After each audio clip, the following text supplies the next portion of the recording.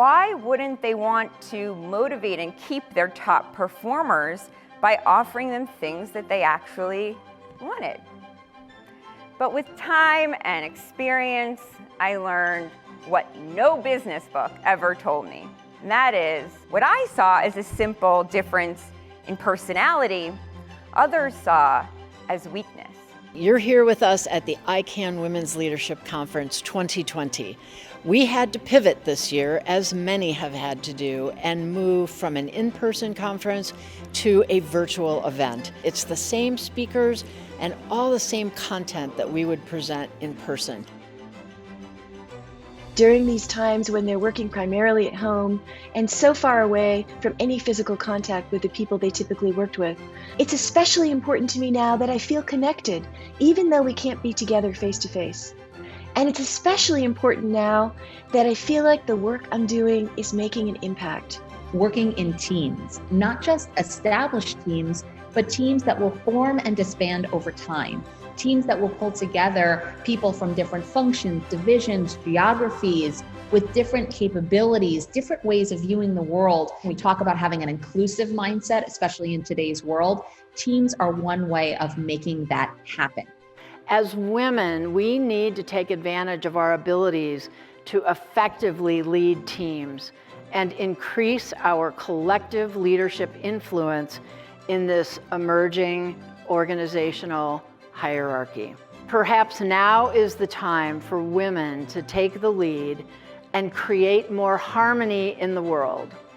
Remember, ensembles create movements. We actually did kind of a watch party on site at our location, and it had a very similar feel. There was music playing. We had the music turned up. People were chatting. I mean, I smiled so big. I was so happy to see people excited to be there and really ready for the conference. They were very much looking forward to it. So typically a lot of our staff that are going are Omaha employees, but this year we had representatives from Illinois, Colorado, and just really Western Nebraska. And so it was just really fun to share space with folks that you don't get to see every day, and they hear about ICAN year after year, and to be able to share that with them was really exciting. Normally at an ICAN conference, I'm collecting business cards, right? As I meet new people, I collect a few business cards. I might come back later and think about those people, may connect with some of them on LinkedIn. Because this was virtual and I was at my computer while it was going on, I was connecting with people on LinkedIn while I was meeting them during the conference. You know, there were some wins that came from the conference, like through our social platforms, and just have really relevant content that we were able to take back and apply the next day.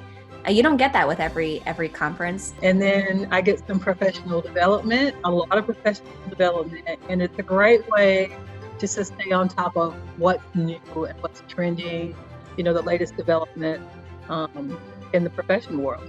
Humor can quietly show us what needs to be changed in our lives, in our culture, in our homes, in our businesses, and in our own minds. Diminishers, they look at the world to the point of people won't get it without me. And that drives some of these diminishing behaviors. Multipliers, on the other hand, have a mindset that is different.